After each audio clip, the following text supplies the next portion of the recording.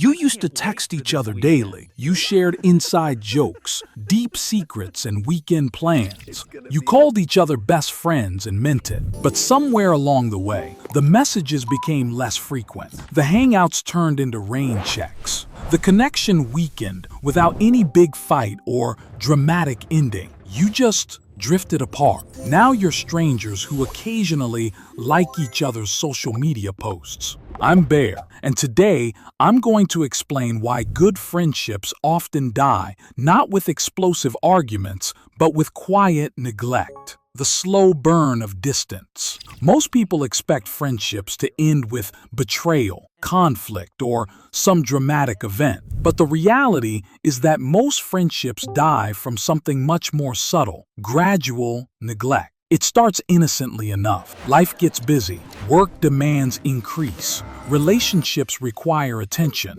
Family needs multiply. Suddenly, the friend who used to be a priority becomes someone you'll catch up with soon. The effort imbalance. Friendships require mutual investment, but life circumstances often create imbalances. One person gets married and focuses on their spouse. Another has kids and disappears into parenthood. Someone moves to a new city and gets caught up in building a new life. Career changes, health issues, or personal crises can consume all available emotional energy. When one person consistently initiates contact while the other just responds, resentment builds on both sides. The initiator feels needy and annoying, wondering why they always have to make the first move. The responder feels pressured and guilty, sensing the expectation but lacking the emotional bandwidth to reciprocate. Eventually, both people stop trying rather than deal with the uncomfortable dynamics. The proximity problem. Many friendships are built on convenience and proximity. You become close with coworkers because you see them daily in meetings and lunch breaks. You bond with neighbors because they're accessible for spontaneous conversations. You hang out with college friends because you live in the same dorm and share daily experiences. But when the proximity disappears, so does the foundation of the friendship, the growth divergence. Sometimes people simply grow in different directions. Your values shift, your interests evolve, your priorities change dramatically. The person you were when the friendship began might have little in common with who you've become 5 or 10 years later. This isn't anyone's fault, but it creates natural distance that becomes harder to bridge over time. The conflict avoidance. Ironically, good people often kill their friendships by avoiding difficult conversations. When minor irritations arise, instead of addressing them directly, many people choose to slowly withdraw. They'd rather fade out than risk confrontation, thinking it's kinder to let the friendship die naturally than to have an awkward conversation about changing needs or boundaries. This avoidance prevents the friendship from evolving through challenges. Instead of working through misunderstandings or changing needs, people create distance. What could have been resolved with one honest conversation becomes an insurmountable gap that grows wider with time.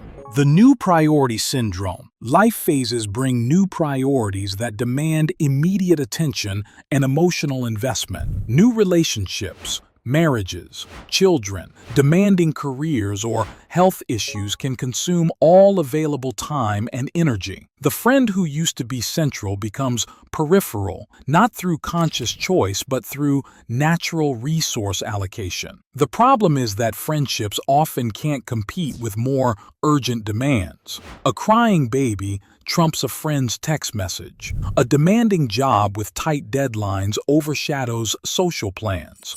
A romantic relationship takes precedence over friendship maintenance, especially in the early stages when everything feels intense and consuming. The assumption trap. Many friendship fades happen because both people assume the other person is too busy or no longer interested in maintaining contact. You don't reach out because you think they don't want to hear from you, especially after they seemed distant or took longer to respond last time. They don't reach out for the same reason. Both people are waiting for the other to make the first move, so nobody moves at all. This creates a standoff where two people who actually care about each other end up losing touch because each assumes the other doesn't care. Pride, insecurity, and miscommunication create distance where none was originally intended. The social media illusion. Social media creates the false impression of staying connected. You see their posts about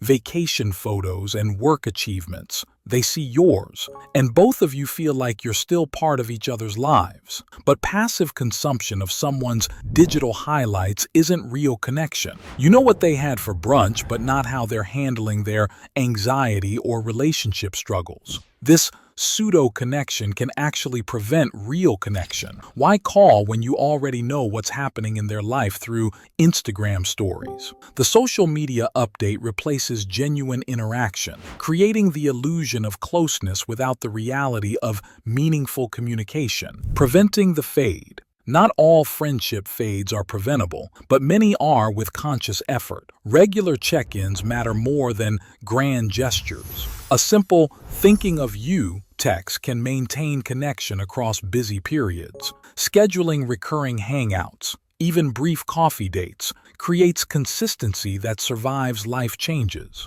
Be honest about your capacity and needs. If you're going through a demanding life phase, communicate that instead of disappearing. Good friends will understand and wait. If you need more support or connection, ask for it directly instead of hoping they'll notice your withdrawal. Bear's final word. Friendship fades are one of modern life's quiet tragedies. We lose people who once mattered deeply, not through betrayal or conflict, but through the simple entropy of busy lives. The friends who shaped us, supported us, and understood us gradually become memories. But understanding why friendships fade can help you protect the ones that matter. Friendship requires intention, effort, and communication. Don't let the friendships that matter die from neglect. Send that text, make that call, schedule that coffee, because someday you'll wish you had, and by then it might be too late.